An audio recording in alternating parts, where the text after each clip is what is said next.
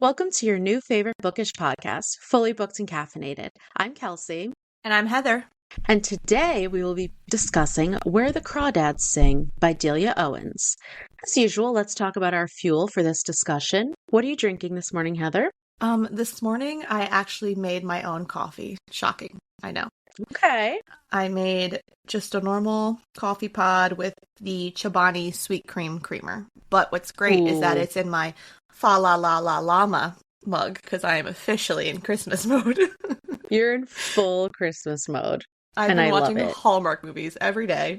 We're decorating for Christmas today. Everything's great. Wait, did you see that there's a Lifetime movie? I just saw the trailer for it with Chriselle from Selling Sunset. No. But it's like a Lifetime movie, like, are they considered scary? You know what I mean? Like a stalker like a cult or something. Yeah. Yes. And it's so funny because in the preview, she's pregnant, which like Chriselle being pregnant, that's a storyline on its own. But some cult wants to like steal her baby or something. I can't wait to watch it. I'm very excited. It's not a Christmas movie. Okay, I was like, wait, where's the Christmas? Hallmark just made me think of Lifetime movies. I'm sorry, I spiraled. Understood now. Anyway, so I'll be watching that. You'll be watching Hallmark movies. Exactly. Okay. Anywho, this morning I got my usual blonde latte from Starbucks, but I have toffee nut syrup and gingerbread syrup. Ooh, how is Starbucks gingerbread?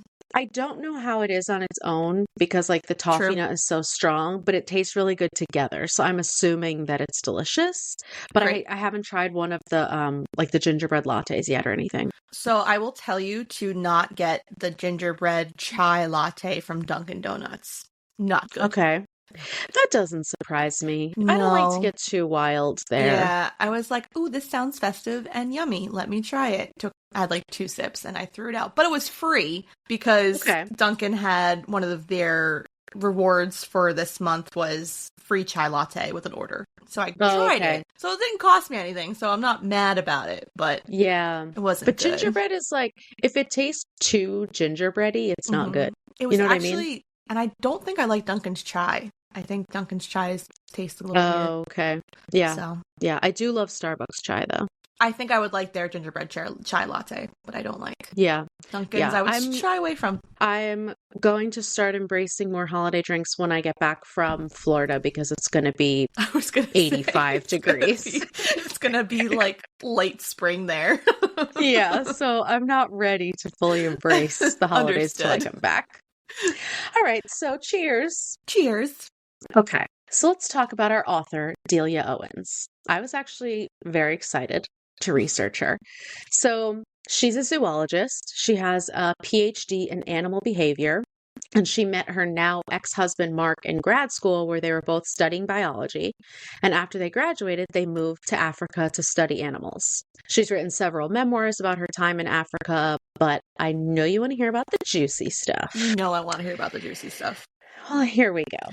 So the couple were expelled from Botswana and are wanted for questioning in relation to a murder investigation. So basically, we know this because this made headlines recently that the author of this book is wanted for murder and blah, blah, blah. But here's the actual story. So basically, their work in Zambia originally was somewhat admirable, albeit a white savior type story, but that's another issue we don't have time to get into. So they're conservationists, and they were working to reduce the poaching of elephants by helping poachers earn a living doing other things instead. So they would basically give them training in other things so that they can make their careers other ways. Okay. But here's the deal with the murder investigation and where those good intentions turned bad. So Mark, her former husband, basically decided the only way to get rid of poachers who couldn't be redirected to different careers was to kill them. Oh. So he militarized a group of scouts whom he bribed with money and weapons to do his bidding, and his son Christopher was in charge of their training and their discipline. So ABC News had video evidence of a poacher being killed in Zambia, allegedly by Christopher, who's Delia's stepson. So no charges were ever brought against the family. And they don't believe that Delia herself is a suspect, but they do believe that she is the number one witness and possibly a co-conspirator. That's fucking wild. Yeah. And the video is literally someone being shot like execution style on video. Oh, don't like because that. he was accused of being a poacher. So obviously Delia denies the incident, says it never happened, she wasn't involved, etc., etc. But a lot of people have made a correlation between the main character in this novel and Delia based on alleged accusations and being misunderstood and blah, blah, blah, blah, blah. Interesting. Yeah. So that's the deal. She didn't actually murder anyone, but it sounds like this... It's a little murky. There's some stuff. Exactly. And they are, even if it wasn't on video, they are responsible for the deaths of other people. Yeah. Poachers, whatever. So all of that being said, Delia Owens made her fiction debut at 70 years old with this book. And it is a worldwide phenomenon. Huge, huge, huge success. It's historical fiction, also classified as mystery and romance, but those seem like a big stretch for me. But it is one of the best-selling books of all time. As of April 2023, which is like several months ago, it has sold over 18 million copies. Wow. Like, what? This book also has a staggering 2.7 million ratings on Goodreads. And that's only people who use Goodreads and leave ratings. Like, that is absolutely insane. Exactly. I can only imagine how many other people actually read it and everything. Have read it, yeah. It was a Reese Witherspoon book club pick back in 2018 when it was originally published, and the movie adaptation was released in July 2022. So we won't be talking about the movie adaptation today, but we will be discussing it on our month-end episode. So tune in then to hear our thoughts on the movie. So from Goodreads, here's our book summary, as always, where the 2.7 million ratings are. Here is our book summary. For years, rumors of the Marsh Girl haunted Barclay Cove, a quiet fishing village.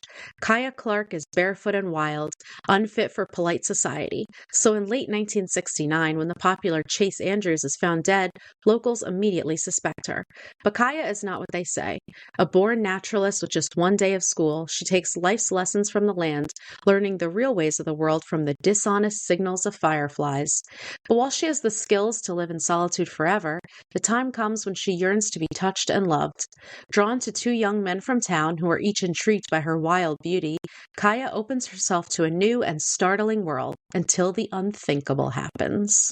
What do you think of this blurb? It does make it sound like a romance. It does. It absolutely does. Okay, so let's get into it. This book is told in dual timelines, but I actually really like how it's told because the then catches up with the now as you read. So by the time you get to the end, you're fully in the now. Yes. And there's no flipping back and forth. I agree with that. You're not like, it's a little bit more staggered. And I like that. I like when it catches up with, when it's not like, 30 years before or something. So we start out in 1950s, North Carolina. Kaya is the youngest of 5 children, but her closest sibling is 7 years older. So she's much, much younger than her siblings. Within a few weeks, her mom and 4 siblings all leave because her father is abusive. Just dip, just leave her. And she's like 6 at this point. Yeah. When they all start leaving. As Kaya slowly comes to terms with the fact that the rest of her family has abandoned her, she starts bonding with her dad because that's the only interaction that she has with another human. And so even though he's a drinker and he's temperamental and he's obviously abusive, she is desperate for any shred of attention or acceptance from him. I mean, who wouldn't be? You're a little girl. All you want to do is have attention when you're that age. Even if it's from a dad who drove away the rest of your family, every single day she sits at the front door waiting for her mom to come back. Depressing. Like, I can't. It's actually heartbreaking. So she starts bonding with her dad by going out fishing. And once she starts showing interest in fishing, he kind of gives her the time of day and starts taking her out and teaching her some things. So they're treated horribly by the people in the town. They're referred to as swamp trash because they live in a shack at the end of the marsh. So things are going, not great, but they're going. And then when she's 10, her dad leaves and she has to learn to survive on her own. 10 years old. Unbelievable. I was just going to say unbelievable. And think about how self-sufficient you were at 10 years old. So that's 5th grade. No. I mean, yeah, my sister was born when I was 10 years old. And I remember being afraid to hold her, so I can't even imagine being like a kid on my own in like that the doesn't marsh. Count because I'm 33 and I'm scared to hold your daughter because she is too small and precious. But she's growing. But yeah, it's just like 10 years old. It's insane. So she starts hustling. She's basically got to start the grind to keep herself alive. She's got no money. Mm-hmm. She's got nothing. It's not like her dad left her with anything besides a boat. So she starts digging up mussels and selling them for boat gas and cash.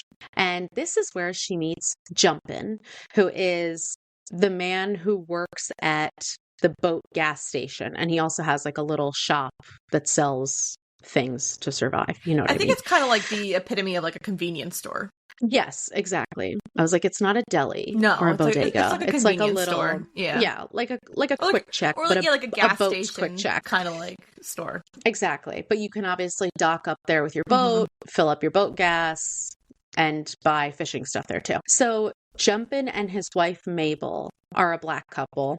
They give her clothing and food for trade, and Mabel helps her with her first bra and her period.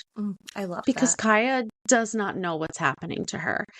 And I'm mentioning the fact that they were a Black couple because this is in the 50s in North Carolina, and segregation was very much alive. So we do get a couple instances of, segregation and of abuse and racism and all of that. But Kaya doesn't even consider that really. And neither does Jumpin', which is surprising. I mean, Kaya is on the outskirts of society, so no one's really concerned with what she's doing. But Jumpin' and Mabel do not think twice. Like, they immediately are ready to help her. They give her way more money than the things that she's bringing them are worth. They give her, extra food, extra clothes. They teach her how to garden. I mean, they really are keeping her alive in these first couple years after her dad leaves. So then we meet Tate, a friend of her older brother Jody, who sees her in the marsh one day and decides he's going to teach her to read. This is honestly so precious. It is. There's a part where he teaches her to read her first complete sentence, and the sentence is, "There are some who can live without wild things and some who cannot." And Kaya is taken aback. She says, "I wasn't aware that words could hold so much. I didn't know a sentence could be so full." And this is where her love of learning really starts. First, it's words and reading, and then she learns to write, and then it's poetry, and then she combines that with her skill at drawing and painting, which her mom had used to buy her paints and stuff like that so that she could draw. And she starts to compile these detailed collections of nature from the marsh. Meanwhile, Tate has these complicated feelings about her because they're spending a lot of time together because he's teaching her how to read, and he's so, not appreciative, but when she learns something new, he's so proud. Yeah. Like when he sees her understanding it's like an accomplishment for her, so it makes him feel good because he's making her learn when she never had the ability to before.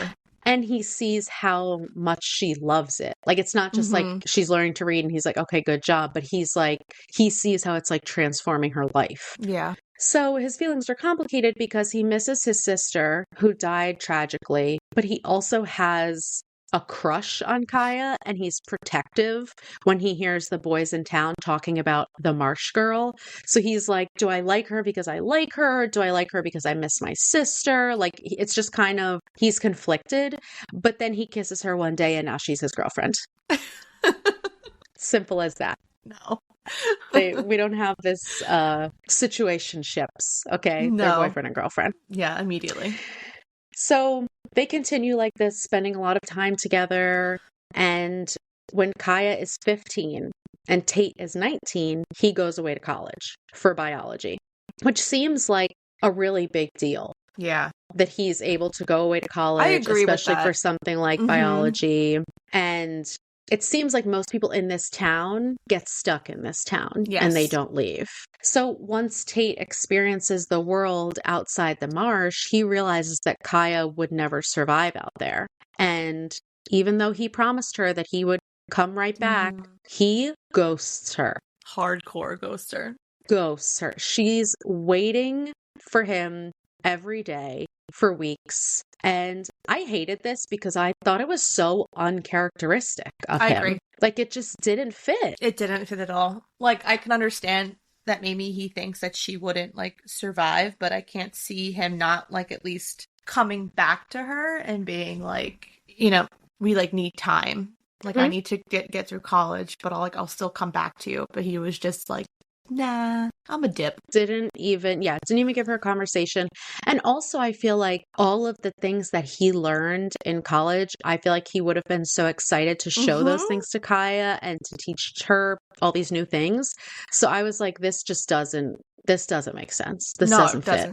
But we needed Tate out of the way to make room for Chase. So Chase is the popular boy in town. He takes Kaya for a picnic, and they have a good time, but it turns out he's just trying to fuck.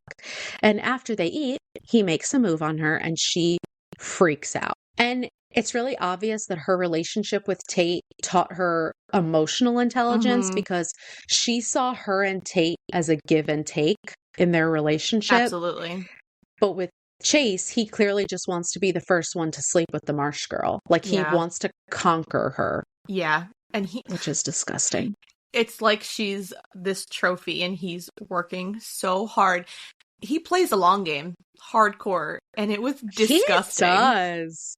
Yeah. And I was shocked that he was really playing the long game, because we get the idea that all the boys in town, you know, there's so much gossip and rumors about the marsh girl and like who would be the first to get with her and to sleep with her and stuff, because even though they call her trash and dirty and all this stuff, like, she's gorgeous, she's wild looking, she has this like just this different look to her than the other girls in town. Which, little sidebar, we'll talk about this more too as when we talk about like the review of the book, but I don't understand how the author can make her seem like this beauty when she lives in a marsh. I'm confused as to how she's like, how does she bathe herself?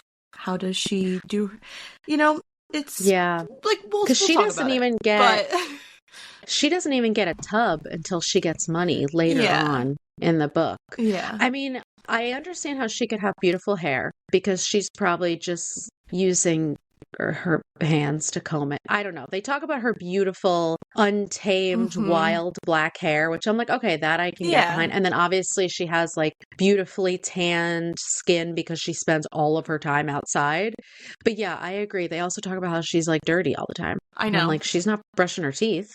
I know. It's very, there's like two sides to the coin and they don't match up. Exactly. Yeah. So, like you said, Chase is playing the long game. Yes. He claims that he's falling in love with Kaya, and once she forgives him for their first interaction, they start spending a lot of time together. But he's still seeing a lot of other girls, and she doesn't know what his life in town is like. She only knows what it's like when they're together. But in town, he's still the quarterback, the most popular guy, sleeping with all these different girls, and she has no idea about any of that. Now, a few years later, Tate is about to graduate with his PhD, and now he wants to tell Kaya he's still in love with her. Now, honey. Okay. But when he goes to her beach to see her, because she has this little beach outside of her house that they call her beach, he sees her with Chase.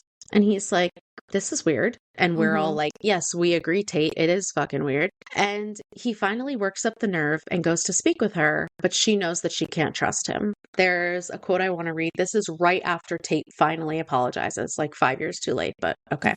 Kaya says, Tate was more than her first love. He shared her devotion to the marsh, had taught her how to read, and was the only connection, however small, to her vanished family. He was a page of time, a clipping pasted in a scrapbook because it was all she had.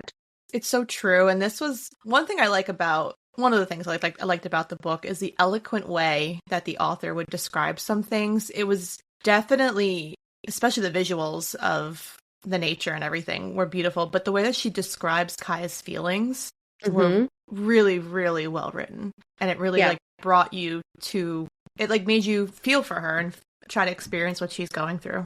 I totally agree with that. And it's also in an even deeper way. It's like, even though she hasn't been around many people and even though she grew up on her own, all of these feelings are instinctual. Like these are human emotions that even she is able to define. Like that emotional intelligence has developed because of human nature, not because of relationships with other people or because her family taught her or anything like that. She was literally raised by the wild, but the wild in the sense of a marsh wild, not like, wolves Forest. Wild. Wild, she was raised by gulls. Exactly, not wolves. Exactly. Also, where are the alligators and crocodiles? Because we never really talk about predators besides like bears. And I'm like, girl, I have a feeling there's crocodilies out there, but that's besides the point. So it's kind of crazy how we see Kaya's loss of trust deepen as the story continues. Towards the beginning, she would have forgiven every member of her family, including her father, if they had come back after abandoning her. She would have welcomed them back with open arms. And as she gets older and she's hardened, she's not ready to forgive and forget anymore. And so she doesn't go back to Tate, and she stays with Chase, with in quotations, because with is a lot. Basically, Chase is awful. Yeah. He promises Kaya marriage and a future, but makes excuses about her not meeting his friends or his family or being seen in town with him. And shocker, he's a selfish lover. Tate would never. No, Tate would never. So for his birthday, Kaya saves up and plans to bake him a cake. But when she goes to buy the ingredients, she sees the wedding announcement in the paper of Chase being engaged to another girl from town. Definition of scumbag. It's just so satisfying when someone turns out to be exactly how you knew they would turn out to be. I hated this character with a burning passion. And 100%. I'll get to it later, but I just did not like him. Yeah. So now Kaya has really been abandoned by literally everyone she's ever had in her life. And throughout the whole book, the writer explains Kaya's physical pain of her loneliness and acknowledges that even though she knows better than to let someone in, the loneliness keeps tricking her into trusting new people. I mean, she had in her gut from the moment she met Chase that he was not a good dude, but she missed Tate so much. She longed for that physical affection, that connection. And there's a couple times during the relationship where she acknowledges that she's losing parts of herself. Like there was one part where she said something like, I laughed to make him feel better, or I laughed because I knew he wanted me to. And that was the first time I'd given away a part of myself. And it's just sad. Like she's so desperate. Yeah. For that, not even just affection, but just attention in general. Absolutely. Mm-hmm. And who can blame her? Yeah. And not only that, but Kaya is extremely misunderstood. So the two boys who get involved with her are drawn to her because she's wild and unexpected and different from anything that they know. The other people in town think she's dirty. They won't even associate with her when she does go into town. And also, everyone assumes that she's stupid because she never went to school. Mm-hmm. But it turns out she's extremely intelligent. Intelligent. She's like a prodigy. To basically be raised in poverty and not even have the experience of school, because she did go for that one day and then she was harassed. And so she was like, fuck this. And even before she met Tate, like she was still like learning through nature about a lot. She was still self-sufficient. Like how old was she? Like 10 years? Like what 10-year-old would know to like pull muscles to go like she was so savvy and smart for such a young age, and because she basically had to raise herself.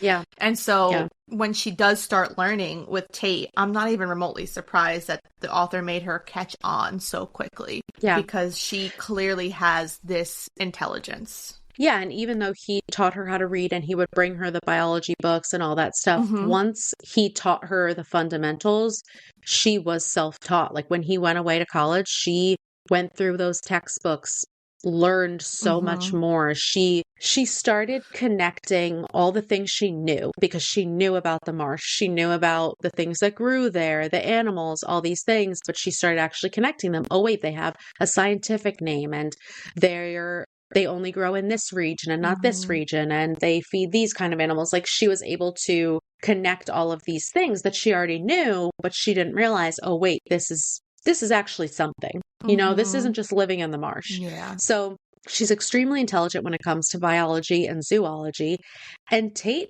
helps her get a book published. She has the letters sent to her shack at the end of the marsh about publishing her book. By the way, when they mentioned she had a mailbox, I was shook because I did not think she would have a mailbox. But also that it's like so far away because the postal worker won't come, like won't drive. He's like, I can't drive in the marsh. Like I'll get stuck.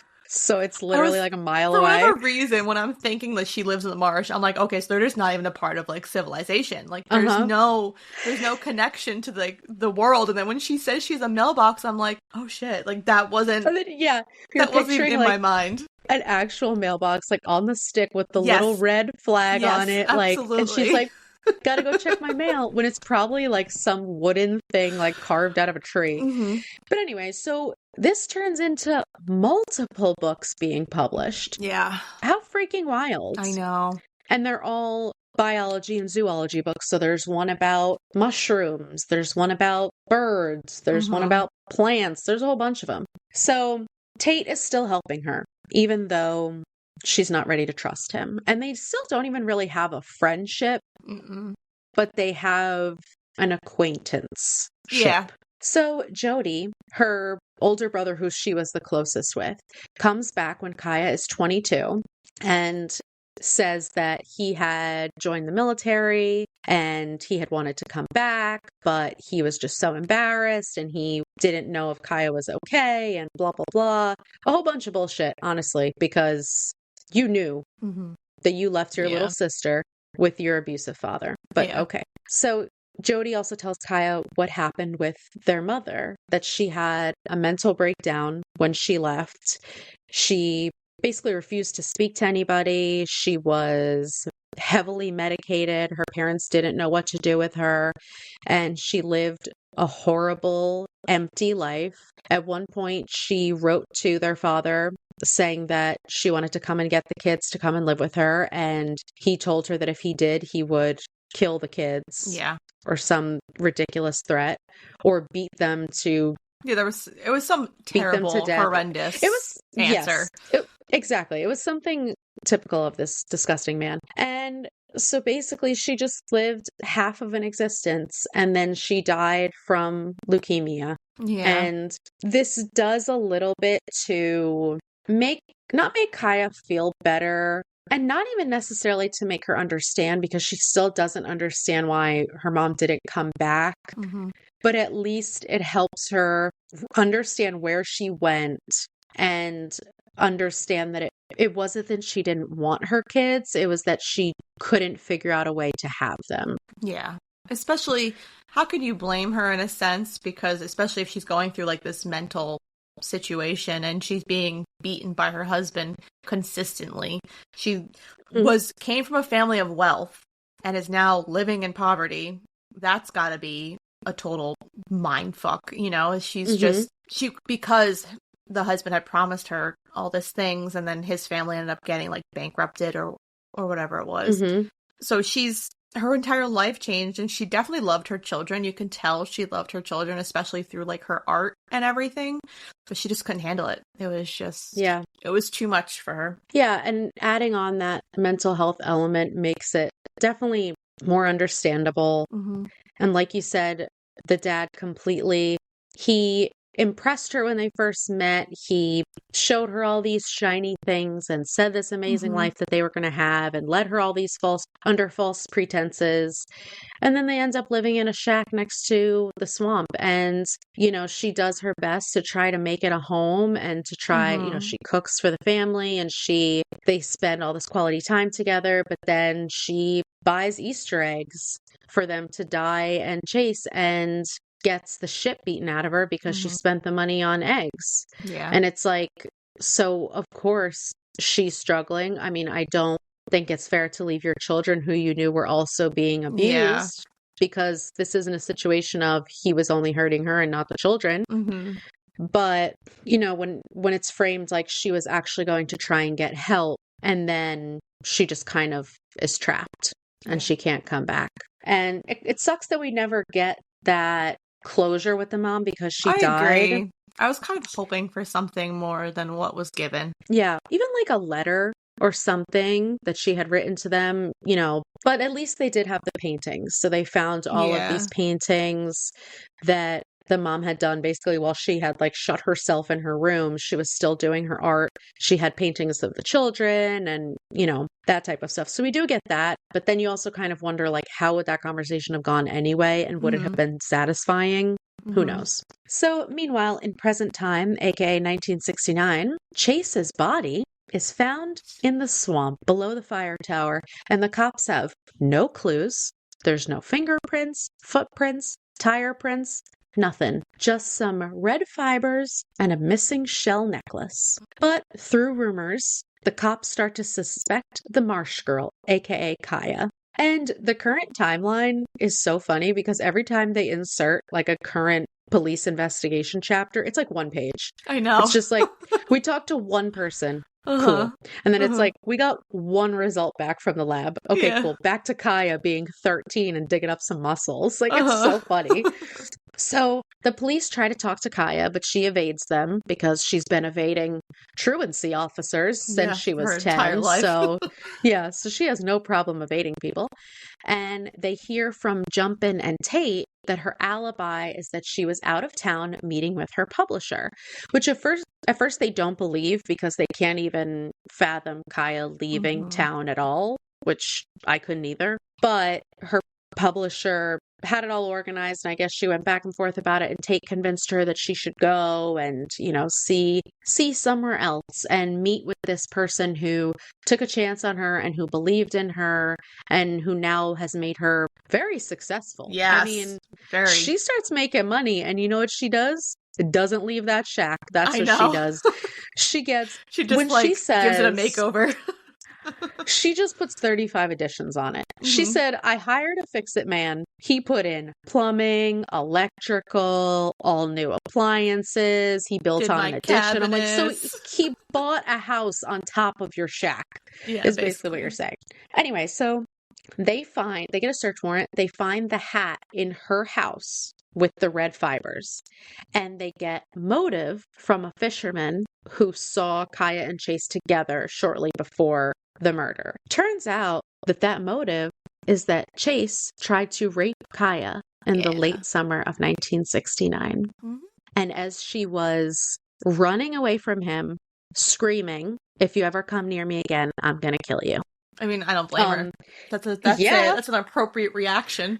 Exactly. So now we're caught up. We're in 1970, and it's her murder trial. Kaya has been arrested and is on trial for Chase's murder. So Kaya is obviously struggling being in the prison cell. She tries to catch glimpses of the marsh outside the window. She's just having a really hard time being confined because she's never been confined. She's never gone to school. She's just been running out in the marsh since she was a little girl. So Tate comes to visit her regularly. He brings her books, but she refuses to see him. during the trial, Jumpin, Mabel, and Tate sit right behind her in court. And Jumpin and Mabel are taking a big risk since people of color typically weren't allowed in the front of the courtroom. But luckily, the judge is not a piece of shit. And he's like, they're staying My court, who cares? right there. Yeah. Yeah, he was like, what are you talking about? Like, they're sitting, they're fine. I actually found the trial pretty interesting to read. I thought that it was going to be boring, but the way that it volleyed back and forth between the defense and the prosecution, I was into it. Yeah, I agree with that.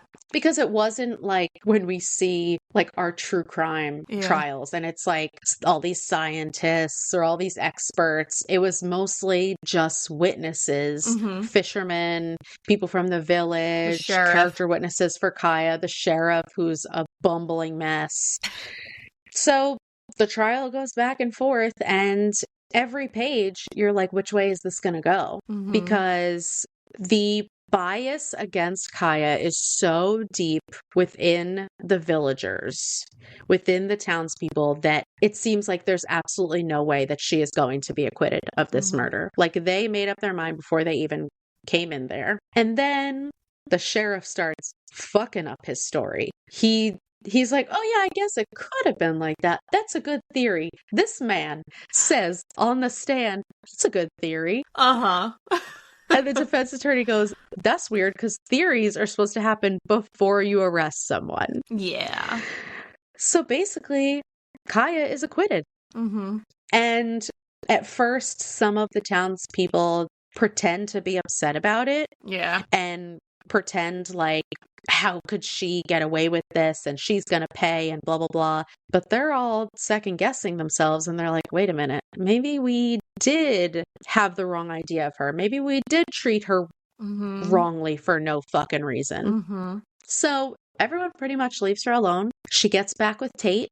They live happily ever after. They keep adding on to the shack. They got more and more rooms. I know. They got a little workshop. It was so cute when they build a little like sciencey lab for themselves. Yeah. And Tate installs the shelves and gets her little microscope, and he's still doing his, I don't know, smart ass person doctoral job, whatever he's doing, working in a lab. And then she's just doing all of her stuff, writing her books. Like it's just awesome. And basically the rest of their lives together takes place in the marsh. Yeah. And they do see Jody and his family, but other than that, they don't really see other people. Like, they really just have Kaya, the two of them. Like, refused to go back into civilization after the trial because she felt so wronged by the townspeople. And Tate tries to convince her, but says to her, like, this could be a clean slate. This could be a chance for you to show them who you really are. And, you know, I understand why you would hate them. And she flips out and she's like, I never hated anyone. Yeah, which I liked. Yeah. I liked this too. She was like, I never hated anyone. They're the ones who hated me. Yeah. I wanted to be accepted. I never did anything to any of these people and they hated me for no reason. And it's 100% true. Yep. So at 64, she dies peacefully in her boat, just floating through the marsh. And Tate finds a box of poems as he's cleaning out the shack by a local poet who we hear from quite a few times throughout the book. Kaya recites her poetry all the time, named Amanda Hamilton. Turns out Kaya is Amanda Hamilton. Which, did you see that little, like, what's the word I'm looking for? That little, like, oh my God. When it says in the book, Tate was like, didn't think it was a very good poet. Didn't think that Amanda was like thought her work was kind of weak. And I'm like, you're savage. Ouch. Yeah. Well, because he was a huge fan of poetry. Yes. Yeah. So he was reading like real poetry. And he's like, yeah, this shit is kind of amateur, but whatever. Which is funny because he thought that Kaya was the most brilliant person on the planet. Like, he knew how smart she was, but he's like, she's not a great poet.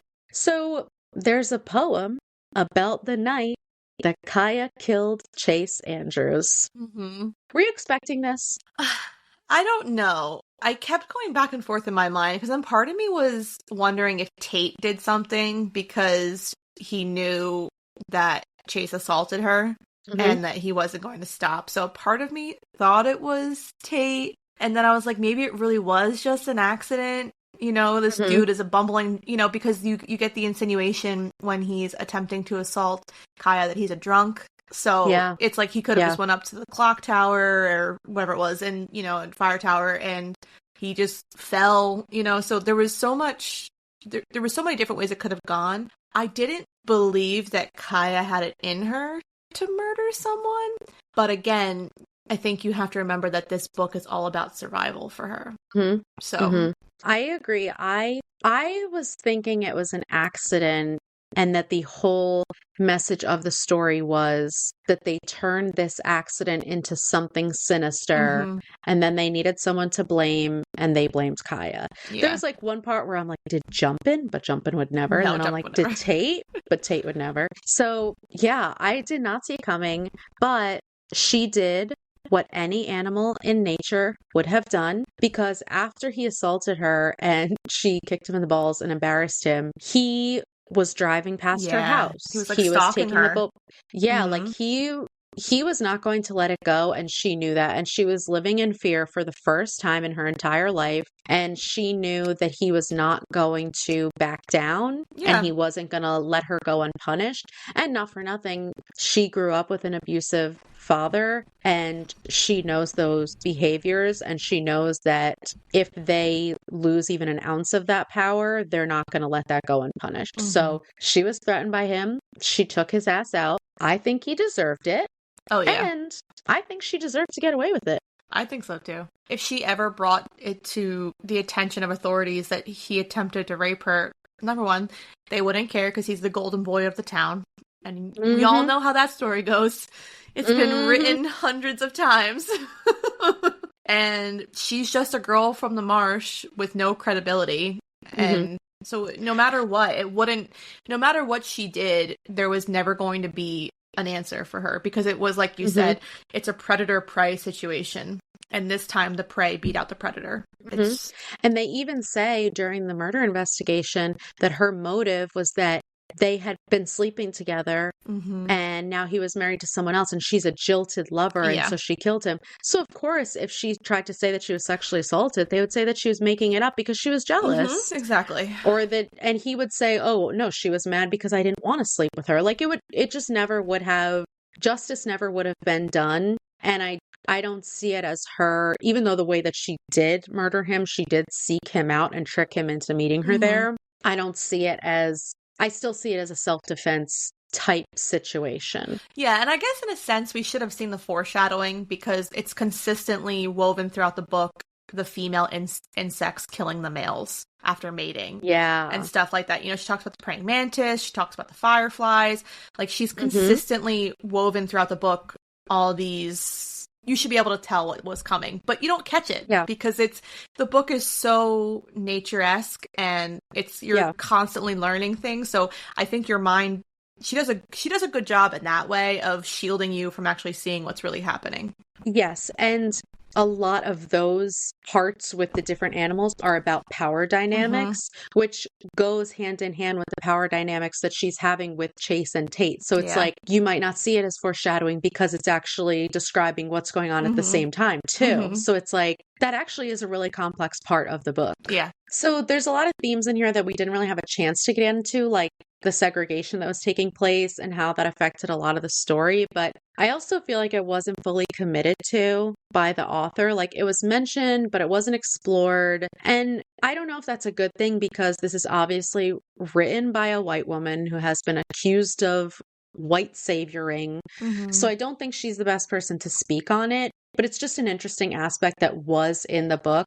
And I almost feel like the author is trying to convey how accepting they are of people of color, unlike other white people during that time. Yeah. Through the relationship that Kaya has with Jumpin' and Mabel and other Black characters throughout the story. But I think it's a stretch. I think, yes, Kaya was misunderstood and mistreated, but it's in no way comparable to what Black people were going through. So it's like, why introduce it if you're not going to fully introduce it?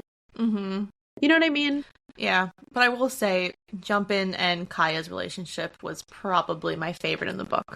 I loved it. And I love that she wasn't willing to admit that she was reliant on Jumpin' and Mabel, but she was. Mm-hmm. And at one point she says, he's my best friend. Mm-hmm. And like just the concept that she even has a best I friend know.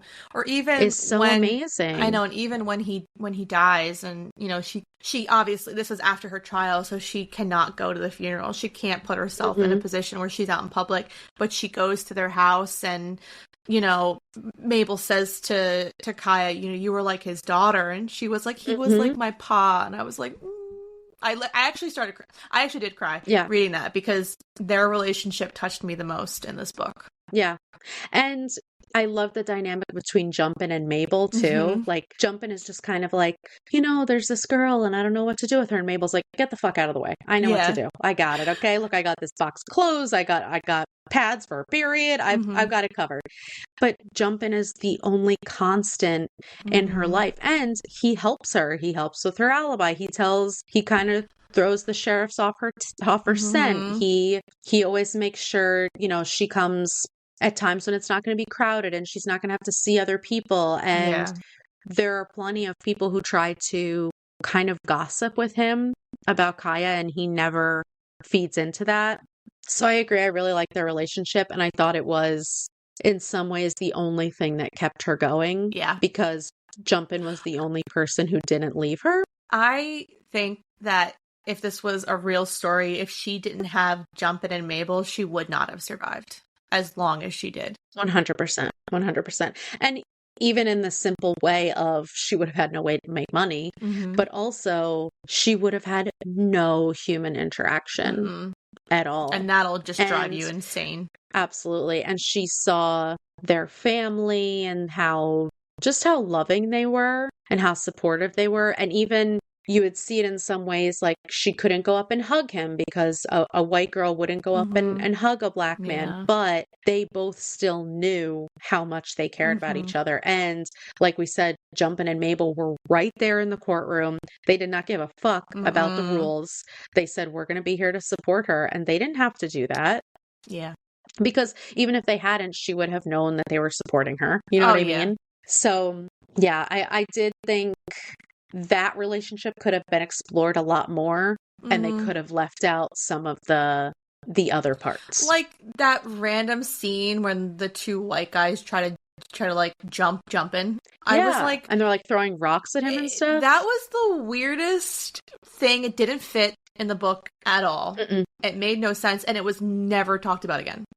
Like, I was waiting for it to come back. Me too. Like, I was waiting for, like, Jumpin' to be wrongly accused of something. Or, like, it just never came back. It was like you said, it was like her trying to show a theme of segregation, but half-assed. There was no real complexity to it at all. It was just, here, let me just throw this little scene in real quick, and Kaya, like, beats them with her, whatever it was. Like, she had some kind of grocery or something. Oh, she had I forget what it was. The jam in a bag. Yes, yeah. And she bops the kid in the back of the head with it, you know, but it was kind of like, I don't get it. It was weird.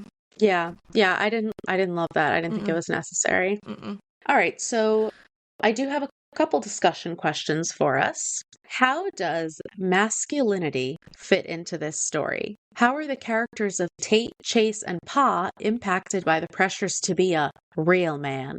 And what effect does this have on Kaya? Is this a real question? This is a perfect one for our podcast. Is this a real fucking question? Oh my god. All right.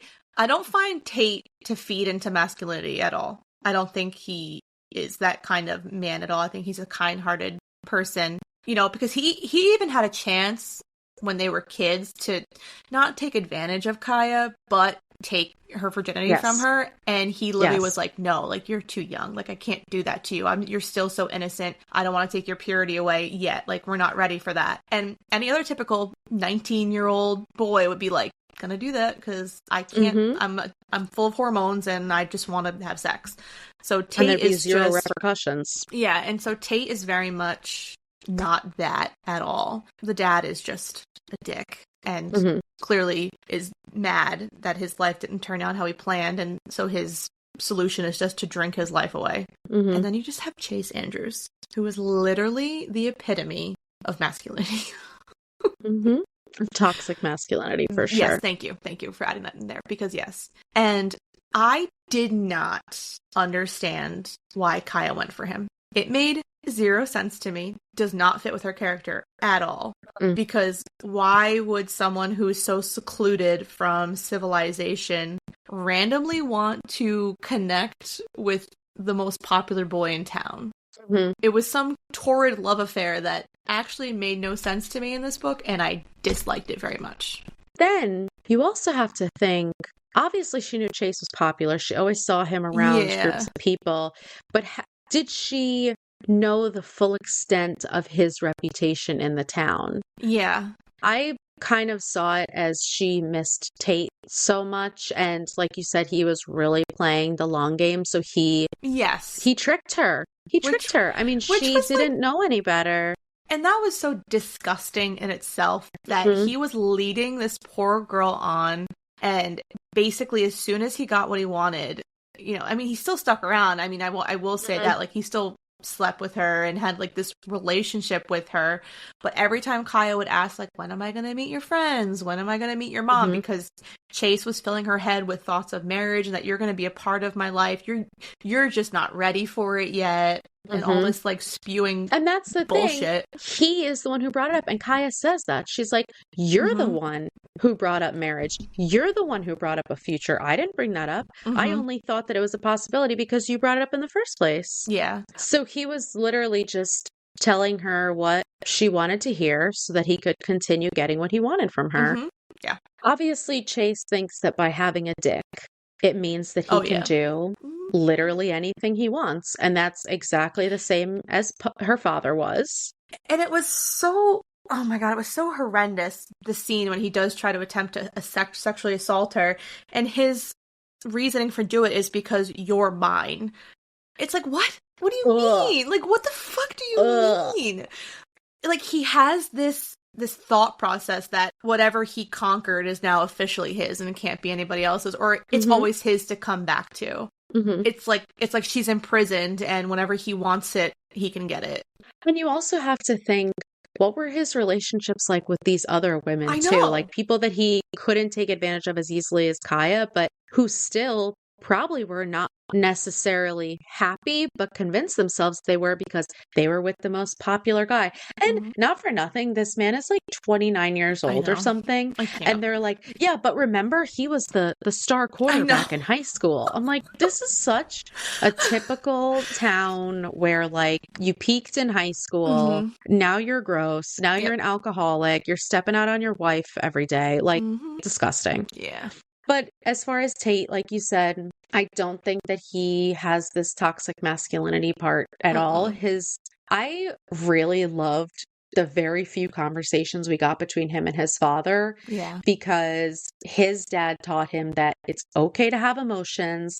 And he said specifically, a real man cries, is affected by poetry. And it's really beautiful because Tate's dad is a fisherman by trade. So it's not the guy you would normally think of to have this outlook person, to because he's rough around the edges, so you don't really expect that at all. Yeah, and then that's what he's so concerned with teaching his son, which is awesome. Okay, so how did you feel about Kaya at the beginning of the book, and how did this change over the course of the book? Did you see her as a victim, and do you think the last revelation fits in with her character? I do think the ending of the book does fit with her character in the sense that I already discussed, that it was just survival.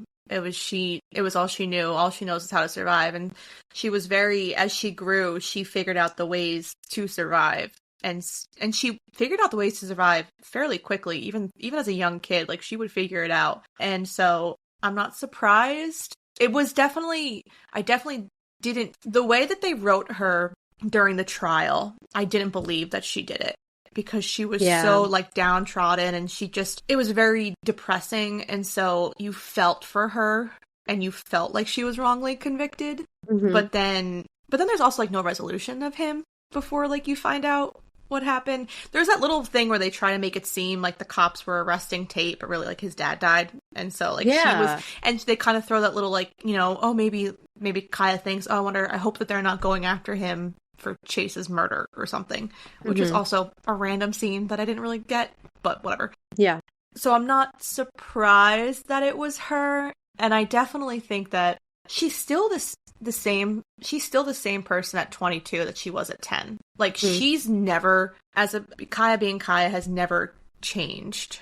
She's always been the same girl. She's just growing. Mm-hmm. I definitely agree. I think you see her growing, not changing, but maturing in some ways, not maturing in other ways. Like we said, a lot of her feelings are just instinctual and not necessarily something that she learned from being around other people. I definitely see her as a victim of circumstance. Yes. Obviously, of being used, taken advantage of, not to mention sexually assaulted, abandoned.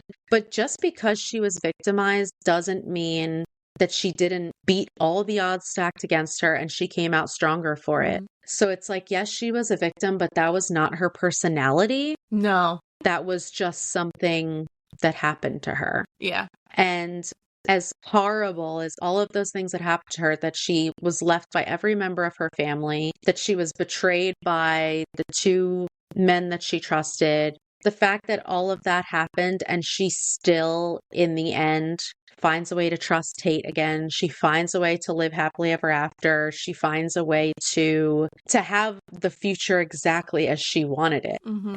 But with a companion who also valued the things that she valued. And, you know, she still never did any speaking engagements for her books. She didn't travel. She didn't really do all these things, but she still was so successful. Basically, it's just like she didn't have to give up anything that she didn't want. Everything was on her terms. Yeah. And it doesn't always work out that way. So it's kind of like that was a nice payoff for the really shitty upbringing that she had. Yep. Okay, so our rating scale today is bird feathers. Oh, I did like that a lot. That was cute. I know. And it was funny that at first she thought that it was a stalker / a predator who wanted to hurt her. And it's just Tate. I know. Just leaving bird feathers, leaving books. So how many bird feathers are you giving Where the Crawdads Sing? It's so hard for me because I didn't get the hype of this book at all. I went into it because we were probably the last two humans on this planet to read this book, considering it has 2.7 million reviews. Yes. I was thinking it was going, and it was so big. They made the movie. People told me I had to read this book, and I was like, okay, like I'll get to it. And then I got to it, and I was disappointed. It wasn't what I thought it was going to be. I don't think some of it was... There was a lot of out-of-character moments that happened. It didn't seem realistic in some points, and so I think realistically I have to give it 3 bird feathers. Okay. I think it's very apparent that it is this author's first fiction novel because of those inconsistencies in character development. I agree with you. I wonder why this book took off so widely. I mean, obviously, when you have Reese Witherspoon backing it, you got... That's what it is. You got Taylor Swift writing an original song for the movie. I forgot about that. I enjoyed it. The first 100 pages, I hated it. I couldn't get used to the writing, but then once you get into the flow of it, I enjoyed it. I wouldn't call it one of my favorite reads of the year. It obviously has that extra buzz with the murder controversy and all of that. That being said, as you grow with Kaya and as she starts to mature and develop, I definitely start to enjoy it more. The relationships that we talked about, like with Jumpin' and with, Tate and his dad, stuff like that, I really enjoyed those. I agree with you. Some of the out of character moments kind of like threw it off for me because you couldn't really, besides Kaya, you couldn't really feel like you knew any of the other characters fully. It was like they were a little too unpredictable. But after discussing it, looking back on it, I am happy I read it because we are the last 2 people on the planet. And I think my rating is going to be 3.5 bird feathers. That's fine. So overall, not our favorite, but I am happy we read it. I am too. And I actually, to bounce back to what you just said, I agree. When I started reading this book, my first thought was, what? I was just like, huh? I was like, I don't get the slang, the Southern slang, and the way that was written. I was kind of perplexed in a sense. And then I agree, as the more I read it, the more I got used to the language and the way of the author was writing. But it's so different from what we normally read. So I had to, like, you know, put myself back in that. I had to, like, stop thinking about what I know and just enjoy where I'm at with the book. So I agree with that starting it was like the first, it's kind of like, it's not that it's boring in a sense, but it's very informative. And I actually saw someone had wrote this review. I was reading some reviews and someone had said that the continuous explanation of nature kind of pulled you away from the book in itself, because it was kind of, and I understand, like, she's a very smart woman. This is, like, what she does for a living. So it's almost kind of like it teetered on the line of fiction and an educational novel. Yeah. So you're not really able, I think, to fully immerse yourself, because you're like, oh, okay, well, now I got to think about the scenery and I'm learning all this stuff. But then, oh, there's this thing happening. So I think it was just kind of inconsistent in that way too.